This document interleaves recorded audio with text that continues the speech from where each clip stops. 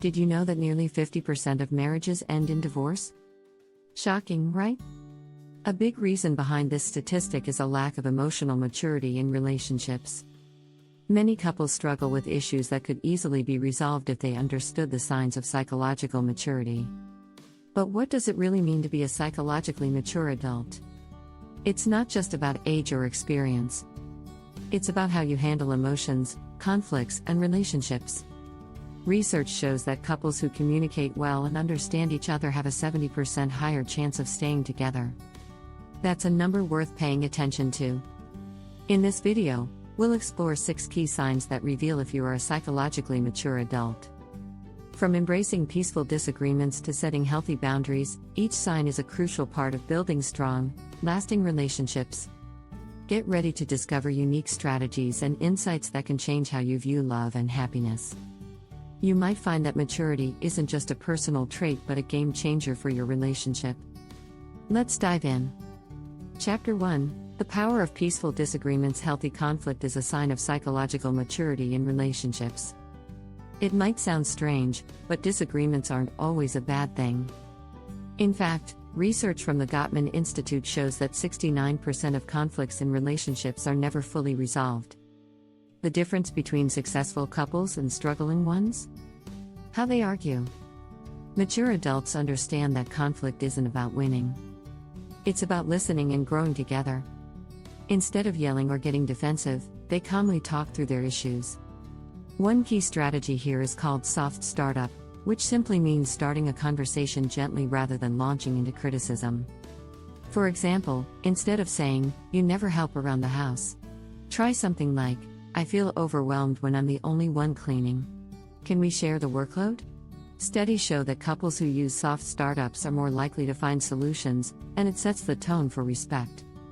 A fascinating fact here: according to a UCLA study, couples who argue calmly have a 50% lower chance of divorce compared to those who don't. Another tool for peaceful conflict resolution is active listening. When one person talks, the other listens, not just to respond but to understand. Say things like, "I hear what you're saying, and I get how that made you feel."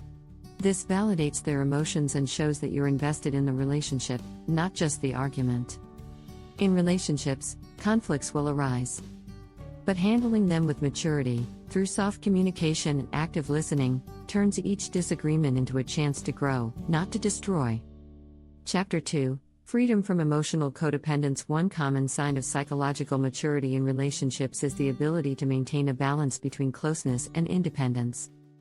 You can love someone deeply while also maintaining your sense of self. This doesn't mean you're detached. It simply means that your happiness isn't entirely dependent on the other person's actions. A study from Stanford University shows that couples who give each other emotional space are happier in the long term. How?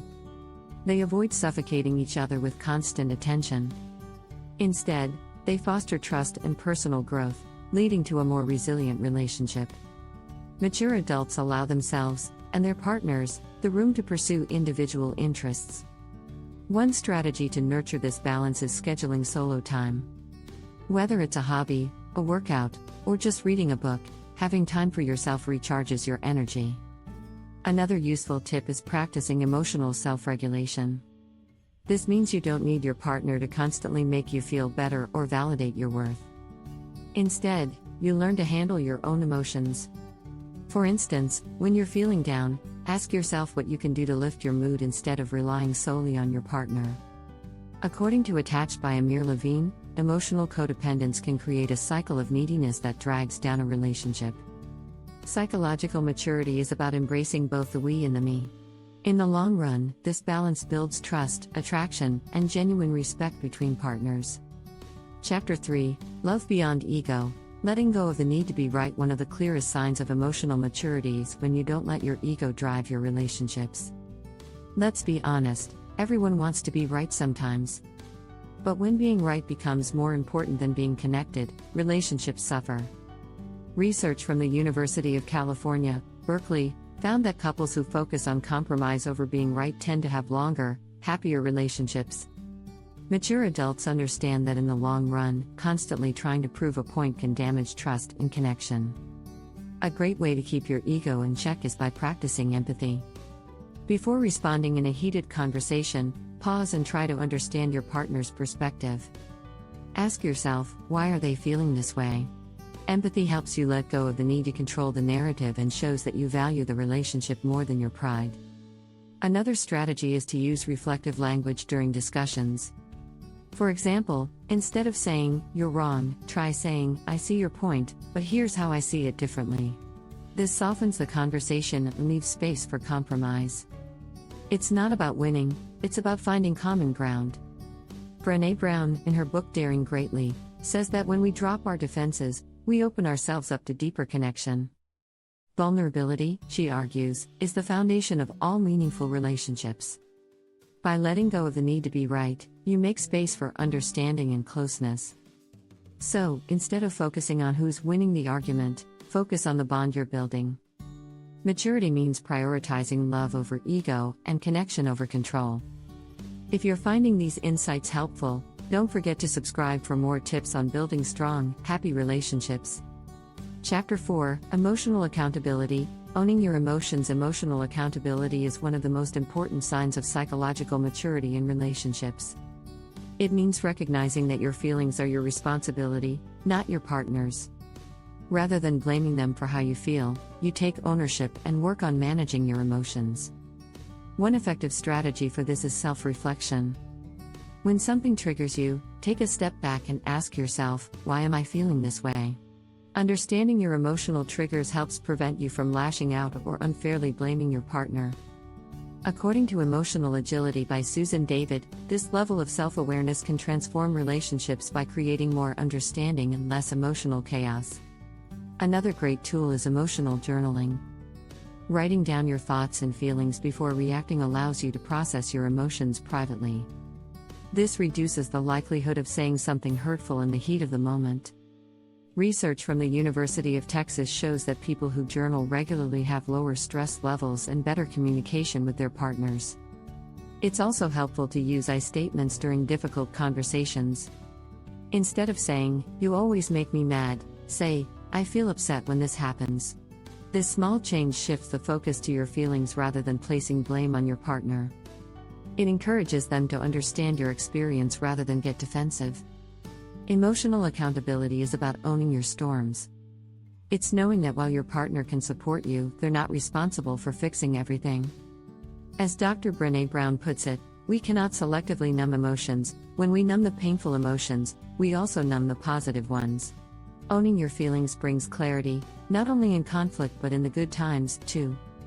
Chapter 5, Love with Boundaries. Saying no with compassion. Setting boundaries might sound harsh, but it's actually a form of self-care and respect in relationships. Psychologically mature adults know that boundaries aren't walls, they're guidelines for how to treat one another. Without clear boundaries, resentment can build, and personal space can be violated. The key is learning how to say no without guilt. One way to do this is by using assertive communication. It's about being direct, yet respectful. For example, if you need personal time after work, instead of saying, "I can't talk to you right now," try, "I need 30 minutes to recharge, and then I'd love to catch up." You're setting a boundary while still showing care. According to research by the University of Arizona, couples who practice clear boundary setting have higher relationship satisfaction and lower levels of conflict. Boundaries create a sense of safety, which allows love to flourish without feeling overwhelmed or trapped. Another strategy is understanding and respecting your partner's boundaries. Ask them what they need in different situations. Maybe they need time alone when they're stressed, or perhaps they prefer to discuss conflicts after they've had time to cool down. Knowing and respecting these boundaries shows emotional intelligence and helps prevent unnecessary tension. In the book Boundaries, When to Say Yes, How to Say No, Dr. Henry Cloud explains that healthy boundaries allow you to define who you are and what you value without being overwhelmed by others' expectations. So, learning to say no with kindness can actually deepen your connection and protect the peace in your relationship. If you found these insights helpful, make sure to subscribe for more tips on nurturing healthy and fulfilling relationships.